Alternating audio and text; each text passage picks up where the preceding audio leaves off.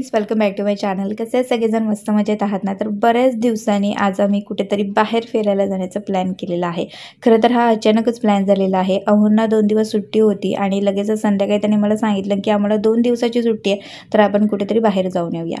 तर संध्याकाळी 5 वाजता आमचं ठरलं की चला आता 2 दिवसासाठी आपण बाहेर जाऊया। त्याच्यामुळे सगळं पॅकिंग वगैरे करेपर्यंत वेळ हा त्याच्यातच गेला आणि त्याच्या आधी आम्हाला स्वीटी गोल्डनला आधी गावी पोहोचून यावं लागलं। त्यांना गावी पोहोचवलं आणि त्याच्यानंतर लगेचच आम्ही 8 वाजता निघालेलो आहोत कोल्हापूरला जाण्यासाठी।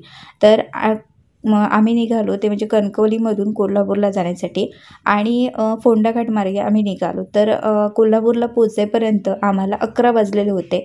त्याच्यानंतर आम्ही हॉटेल वगैरे जवळपासचं म्हणजे तुळजापूरला जायचं आहे, त्याच्यामुळे तुळजापूरच्या रोडच्या जवळपासचं आम्हाला हॉटेल बघायचं होतं। ते बघेपर्यंत आम्हाला हॉटेलमध्ये पोहोचायला 12 वाजले आणि त्याच्यानंतर आम्ही तिकडे आराम केला आणि लगेचच आम्हाला सकाळी परत निघायचं होतं। तर सकाळी आम्ही 5 वाजताच उठलो आणि 6च्या दरम्यानच आम्ही आता निघालेलो आहोत ते म्हणजे तुळजापूरला। अजूनही उजाडलेलं नाही आहे, तुम्ही बघत असाल सगळीकडे काळोख आहे। तर तुळजापूरवरून परत आम्हाला आणखी पण प्रवास पुढचा करायचा असल्यामुळे आम्हाला लवकरच निघावं लागलेलं आहे। तर सकाळचं जे वातावरण आहे ते एक नंबर आहे। आता थोडंसं उजाडत आहे, तुम्ही ते बघत पण असाल। तर मस्त धुकं पडलेलं होतं, बाहेर अशी काही थंडी फारशी नाही आहे, हलकीशी थंडी होती आणि वातावरण मात्र छान होतं, धुकं पडलेलं आहे। एका साईडला आता तिकडे सनराईज होत आहे, मस्त सूर्याचं दर्शन पण सकाळी झालेलं होतं आणि वातावरण एक नंबर होतं। तर छान असं उत्साहाने चांगलं अगदी आम्ही निघालेलो आहोत ते म्हणजे तुळजापूरला। खरं तर आम्ही लग्नानंतर तुळजापूरला काही गेलेलो नव्हतो। खरं तर देवदर्शन काय फारसं झालेलं नाही आहे, कारण की आमचं लग्नच असं लॉकडाऊनमध्ये झाल्यामुळे देवदर्शन कमी झालेलं होतं। त्याच्यामुळे म्हटलं आता 2 दिवसाची सुट्टी आहे ना, तर म्हटलं देवदर्शनच करूया। इथे तुम्ही बघत असाल की सनराईज होत आहे, तर किती सुंदर दिसत आहे ते। मस्त असा हायवे आहे आणि हायवेच्या साईडला ना मस्त असे फुलांच्या इतक्या सुंदर बाग होती ना, की अगदी म्हणजे त्याने आम्ही आणखीन खुश झालो होतो आणि मस्त प्रसन्न वाटत होतं। एका साईडला मस्त अशा पवनचक्क्या होत्या, ते दिसायला खूप छान वाटत होत्या। तर आत्ता आम्ही पोचणारच आहोत ते म्हणजे तुळजापूरला, तुळजाभवानीच्या मंदिराजवळ। तर आता थोड्या वेळातच आम्ही मंदिराच्या जवळ पोचू। तिथे एकच गोष्ट म्हणजे थोडंसं हे वाटलं मला की पार्किंगचा प्रॉब्लेम थोडा वाटला आणि आता कसं वेकेशन आहे, त्याच्यामुळे बरीच लोकं बाहेर पडलेली असतात, गर्दी भयानक होती आणि त्याच्यामुळे अर्ध्या लोकांनाच पार्किंग एरियाच्या तिकडे पाठवत होते, अर्ध्या लोकांना बाहेरच्या पार्किंग एरियाकडे पाठवत होते। त्याच्यामुळे पार्किंगची मला फारशी अशी व्यवस्था तिथे वाटलेली नव्हती।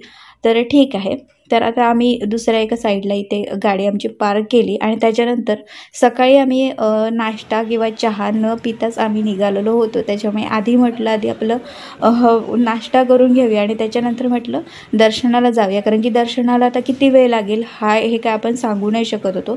त्याच्यामुळे आधी भरपेट नाश्ता केलेला इकडे। अहोने आता इकडे पुरी भाजी मागवली होती, पुरी भाजी आणि बरंच काय त्या प्लेटमध्ये होतं, पापड आणखीन असं बरंच काय होतं त्यामध्ये। आणि मी मात्र मागवलेला होता मसाला डोसा। तर नाश्ता इतका छान होता की म्हणजे अगदी आपलं पोट भरलं, अगदी जेवल्यासारखं वाटलेलं होतं। तर आता आम्ही भरपेट नाश्ता केला आणि त्याच्यानंतर आता आम्ही निघालेलो आहोत तुळजाभवानीच्या दर्शनासाठी। तर वाटेत जात होते, मी बोलत होते खरं तर, पण बाजूला फटाक्यांचा इतका आवाज येत होता की मलाच बोलायला म्हणजे मला थांबावं लागलं बोलायचं खरं तर, कारण की तिथे त्या दिवशीचा जो दिवस होता तो पाडवा होता आणि म्हणजे आमच्या इकडे कोकणामध्ये जसं दसऱ्याच्या दिवशी जसं आपल्या दुकानांना किंवा गाड्यांना वगैरे हार वगैरे घालतो, त्याचप्रमाणे तिकडे त्या दिवशी घातलेले होते आणि त्यांचा तो सण होता आणि त्याच्यामुळे तिकडे फटाके वगैरे बरेच म्हणजे सगळेच जण फोडत होते, त्याच्यामुळे त्याचा आवाज भरपूर होता। आणि मेन म्हणजे आता सुट्ट्या वगैरे सगळ्या चालू आहेत, त्याच्यामुळे गर्दी भयानक होती आणि तुम्ही इथे तर समोर बघतच असाल की कितीतरी गर्दी आहे। तर चला आता इथे आम्ही ओटी घेतली की त्याच्यानंतर आम्ही जाणार आहोत देवीच्या दर्शनासाठी। तर आता इथे आम्ही रांगेत उभी आहोत, रांग एकदम मंदिराचे जे मेन गेट आहे त्यापासूनच अगदी सुरू झालेली होती। म्हणजे आम्ही ज्यावेळी गेलो त्यावेळी गर्दी होतीच आणि त्याच्यानंतर पण भयानक गर्दी झालेली होती।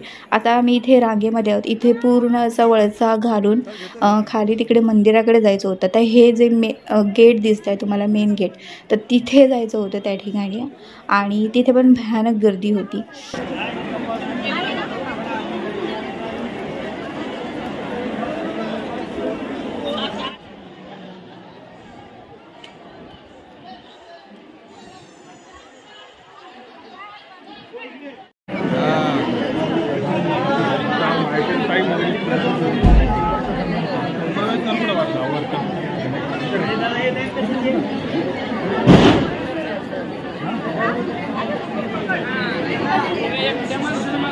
तर इथे तुम्ही पाहत असाल की गर्दी भयानक असल्यामुळे आम्हाला रांगेत उभं राहायला खरं तर 3 तास लागले आणि 3 तासानंतर आम्हाला देवीचं दर्शन मिळालं. त्याच्यामुळे आम्हाला खूप उशीर झालेला होता, 2 वाजून गेलेले होते. त्याच्यामुळे लगेचच आम्ही हॉटेलवर गेलो.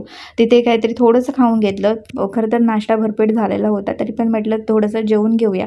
तर जेवलो आणि लगेचच आम्ही अक्कलकोटला निघालो. आणि आता इथे आम्ही पार्किंग एरियामध्येच आहोत. गाडी पार्क केलेली आहे आणि त्याच्यानंतर आता आम्हाला स्वामी समर्थांच्या दर्शनासाठी जायचं आहे. तर लगेचच आम्ही मंदिरामध्ये दर्शनासाठी पण गेलो आणि इथे थोडी म्हणजे गर्दी कमी वाटली आम्हाला. पण ज्यावेळी आम्ही दर्शन घेऊन बाहेर पडलो ना, त्यावेळी मात्र गर्दी जी होती ती भयानक वाढलेली होती. कारण की संध्याकाळ झाली की बरीचशी लोकं इकडे स्टे करायला येतात, कारण की ते सकाळी पहाटे आरतीला त्यांचं जायचं असतं. त्याच्यामुळे मग ती कशी संध्याकाळच्या टायमिंगला लोकं येतात. त्याच्यामुळे संध्याकाळनंतर मात्र भयानक गर्दी झालेली होती.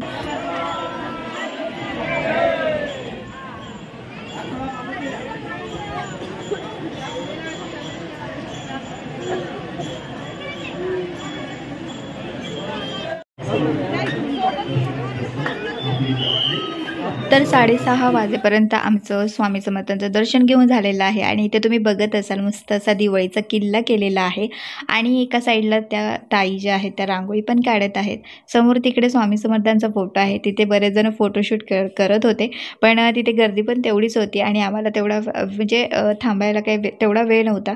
आणि इतर पण जी आजूबाजूला जी मंदिरं वगैरे असतात तर तिथे पण दर्शन घ्यायचं होतं. त्याच्यामुळे आम्ही काही तिथे फोटोशूट करत राहिलो नाही आहे, फक्त म्हटलं व्हिडिओ बनवते. आणि इथे सगळं हा परिसर आहे, खूप सुंदर असं केलेलं आहे. तर छान आमचं इथे दर्शन झालेलं आहे. दर्शनाला काही फारसा वेळ लागलेला नाही आहे. तर आता दर्शन घेऊन आम्ही जाणार होतो ते म्हणजे महाप्रसादाला. तर महाप्रसाद जो असतो तो रात्री 8च्या नंतर सुरू होतो, म्हणजे 8 वाजल्यापासूनच सुरू होतो म्हणा. तर तिथे झालेलं असं होतं की तिथे गर्दी मात्र नंतर भयानक झाली होती. आम्ही ज्यावेळी सुरुवातीला आलो होतो दर्शन घेण्यासाठी त्यावेळी मात्र गर्दी नव्हती, पण दर्शन घेतल्यानंतर ज्यावेळी आम्ही मंदिराच्या बाहेर पडलो त्यावेळी मात्र भयानक गर्दी आम्हाला पाहायला भेटली. त्याच्यामुळे महाप्रसादाच्या इथे पण भयानक गर्दी होती. त्याच्यामुळे आम्ही तिथे काही प्रसाद घेतलेला नाही आहे. आणि तुळजाभवानीच्या इथे काय आम्हाला शॉपिंग करायला तेवढा वेळ नव्हता. त्याच्यामुळे म्हटलं काय इथे जरा म्हटलं दुकानं दिसते तर इथे म्हटलं शॉपिंग करूया. शॉपिंग थोडीफार केली आणि महाप्रसादाला बघतो तर काय भयानक इथे गर्दी तुम्हाला पाहायला भेटत असेल.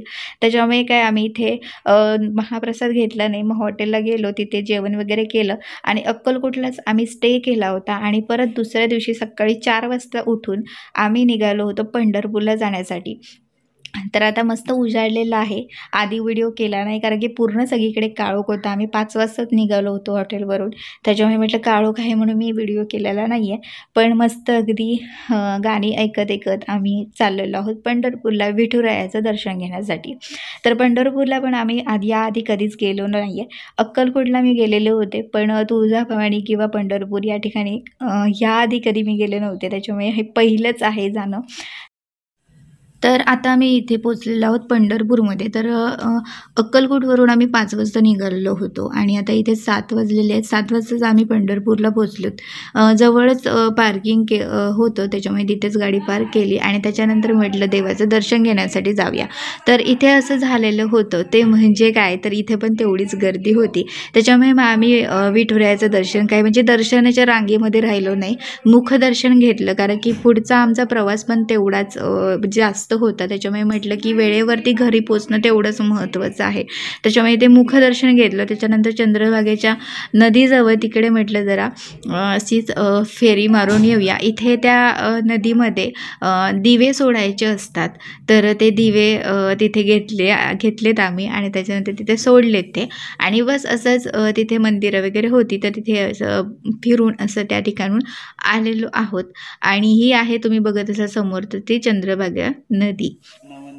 तर इथे पण बाजूला एक मंदिर आहे पुंडलिकाचं, तर तिथे पण आम्ही दर्शन घेतलेलं आहे. तिथे शूटिंग नाही केलं, पण हा जो एरिया आहे तो पूर्ण अशा नदीच्या जवळचा सगळा भाग आहे. इथे पण फोटोशूट होत होतं. म्हणजे विठुरायाचं म्हणजे विठ्ठल रखुमाईचं अशी मूर्ती होती आणि तिथे पण तुम्ही फोटोशूट करू शकत होता, पण आम्ही काही केलं नाही कारण की आमचा प्रवासच भरपूर झाला होता, त्याच्यामुळे दमल्यासारखं पण झालेलं होतं, त्याच्यामुळे ते काही नाही. आणि इथे बोटिंगची पण व्यवस्था आहे, कोणाला बोटिंग करायची असेल तर ते पण करू शकता. तर इथे हे दिवे असतात बघा, मगाशी पण मी तुम्हाला बोलले होते, तर ते दिवे असे त्या पाण्यामध्ये सोडायचे असतात, तर ते मी सोडले. तर त्याविषयी काय मला फारशी माहिती नाही आहे, पण ते सोडायचे असतात असं एवढं फक्त माहिती होतं. आणि तिथे मात्र ना रांगोळीचे साचे असे बरेच होते आणि एकदम कमी प्राईसमध्ये होते. आमच्या इकडे ना जास्त प्राईसमध्ये देतात हे साचे, त्याच्यामुळे मी ना कमी किमतीत आहेत इथे म्हणून मी ते बरेच असे साचे, म्हणजे मला वाटतं 4 साचे आणि तिकडे पण थोडेसे छोटेवाले पण साचे होते ते पण घेतले. तर अशी छोटीशी खरेदी थोडीफार केली, जी काही केली आहे ती मी तुम्हाला दाखवेनच. आणि बस पंढरपूरहून आम्ही डायरेक्ट निघालो ते म्हणजे कोल्हापूरला. आणि वाटेत मात्र आम्ही नाश्ता खरं तर केला, कारण की नाश्ता काय आम्ही केलाच नव्हता सकाळी. पण म्हणजे अक्कलकोटवरून आम्ही निघालो ना, ते वाटेत काही असं हॉटेल वगैरे चांगले भेटलेत नव्हते, त्याच्यामुळे आम्ही डायरेक्ट मग पंढरपूरलाच आलो होतो. तर म्हटलं आता दर्शन वगैरे विठुरायाचं झालेलं आहे, म्हटलं आत्ता वाटेत आम्ही शोधतच खरं तर येत होतं की कुठे चांगला नाश्ता भेटत असेल तर म्हटलं बरंच होईल. तर हे एक दत्तगुरू म्हणून हॉटेल भेटलं आणि इथे मात्र नाश्ता भारी होता, म्हणजे पूर्ण पोट भरलं. दुपारी आम्ही जेवलोच नाही खरं तर, इतका चांगला नाश्ता होता इथे.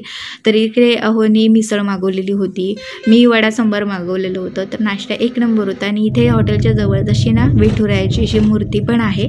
तर असा आमचा छान असा प्रवास झाला, छान असं दर्शन पण झालेलं आहे. आणि आता आम्ही निघणार आहोत परत गावी जाण्यासाठी, स्वीटी आणि गोल्डनला आणण्यासाठी. तर थोडा धावपळीचा प्रवास झालेला आहे आमचा, पण मात्र दर्शन वगैरे छान झालं. तर आजचा हा व्लॉग तुम्हाला आवडला असेल तर नक्कीच व्लॉगला लाईक करा आणि भेटूया पुढच्या व्लॉगमध्ये. तिथपर्यंत मस्त राहा आणि मजेत राहा. Bye bye.